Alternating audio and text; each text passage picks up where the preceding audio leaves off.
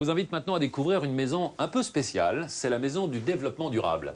Une exposition ludique qui s'adresse aux parents et aux enfants, où on vous explique quels sont les gestes simples et écologiques que vous pouvez adopter dans chacune des pièces de la maison. 6 pièces au total pour découvrir comment économiser l'eau, l'électricité, comment gérer les déchets, comment respecter l'environnement. Regardez, c'est notre dossier de la semaine.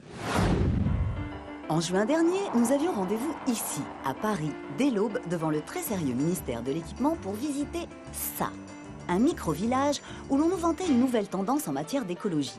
Ça s'appelle le développement durable. Et le clou de l'exposition, c'était justement ceci, la maison du développement durable. Voici ces 3 fiers concepteurs, Dominique, Jean-Marc et Franck. Et quand on leur a demandé à quoi ça pouvait bien servir de développer durable, ils sont partis au quart de tour, surtout Jean-Marc. On est de plus en plus nombreux à vivre sur la Terre et on consomme de plus en plus d'eau. Effectivement, à terme, il est clair que les ressources d'eau ne sont pas inépuisables. Si on ne prend pas conscience de ça aujourd'hui, on va arriver très vite à un moment où il n'y aura plus d'eau. Et puis on peut continuer à produire de plus en plus de déchets pour remplir de plus en plus d'incinérateurs et de plus en plus de décharges. On peut continuer comme ça, bien évidemment, mais je ne pense pas qu'on continuera longtemps comme ça. Puis on parle aussi de faire des économies d'eau, des économies d'énergie. C'est par le fait aussi faire des économies au niveau de leur portefeuille. Donc c'est un sujet qui sensibilise tout le monde. Pour préparer le monde des enfants, il faut tous s'y mettre, voilà. Et donc la maison, c'est un premier pas. Et il vous explique comment on fait ça sur 300 mètres carrés, le tout totalement démontable, car la maison va sillonner la France. C'est une vraie fausse maison. Elle se monte, elle se démonte comme un décor.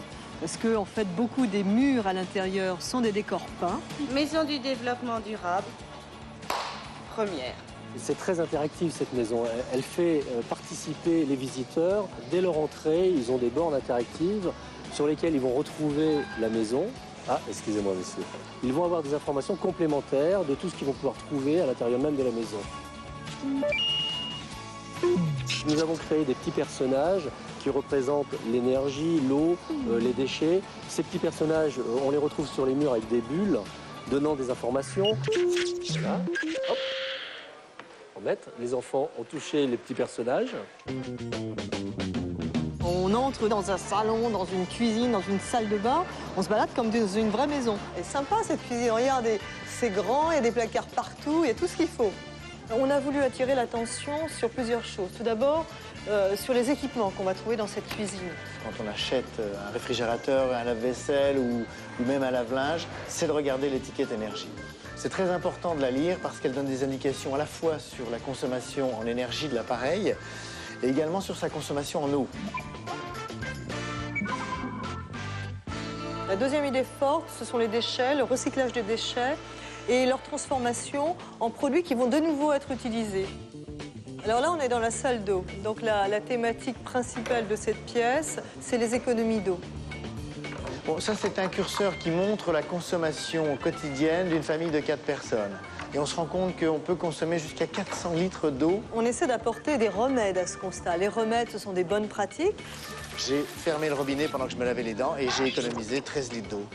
Mais c'est également des équipements qui sont disponibles. Vous avez bien évidemment les chasses d'eau à double flux, mais vous avez également les pommeaux de douche avec ce genre de petites pastilles qui permet de diminuer drastiquement votre consommation d'eau. Alors ici, on est dans la chambre. C'est la pièce où on fait le lien entre ce qu'on utilise dans une maison et la santé. Parce qu'on ne prend pas garde au fait qu'il y a tout un tas de polluants qui existent dans la maison. Depuis les acariens, les moisissures, pour citer les plus connus, jusqu'à ce qu'on appelle les composés organiques volatiles. Alors ce nom un peu barbare identifie tout ce qui est issu de colle, vernis, peinture, solvants, et qui peuvent générer des réactions allergiques, voire des irritations extrêmement graves. Une étude de la NASA a montré qu'un certain nombre de plantes vertes capturaient ces polluants intérieurs et rendaient l'air beaucoup plus sain. On essaie également d'attirer l'attention sur de nouvelles générations de peintures, beaucoup moins utilisatrices de solvants et qui sont très souvent porteuses de l'écolabel européen. À la fin, Jean-Marc a tenu absolument à ce que nous passions au salon. Pas pour prendre l'apéro, mais pour nous montrer comment on économise de l'énergie. Il y a plein de trucs à faire, ici même un peu emmêler les pinceaux. 5 à 6%, je me suis trompé. Bah pourtant, c'est super simple. J'ai fini de regarder la télévision, je l'éteins, tout simplement, et j'économise de l'énergie.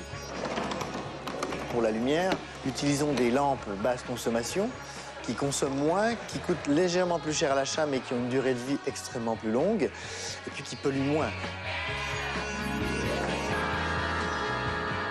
On essaie de montrer ce qui est une nouvelle technologie de chauffage. Ce plancher chauffant rafraîchissant peut être couplé à une pompe à chaleur, donc il va être extrêmement peu utilisateur d'électricité et en plus il est capable de produire de la chaleur et du froid. Le chauffe-eau.